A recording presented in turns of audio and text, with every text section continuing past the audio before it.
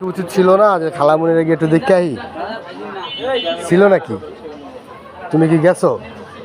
তো এটা কি তোমার উচিত? তোমার খালামুনি তো তোমার ভাবতেও পারে, তাই না, যে আমার মেন গেটটা কি করতেছে।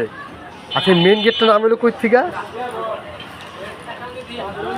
হ্যাঁ হ্যাঁ, কেন থিছে এই নামটা, মানে হঠাৎ কেন রাখা হয়েছে গেট, মেন গেট? জানো না কি জন্য?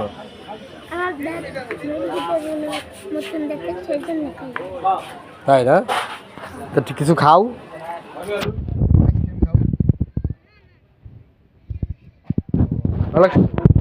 ঠিক আছে তাহলে, হ্যাঁ? তাই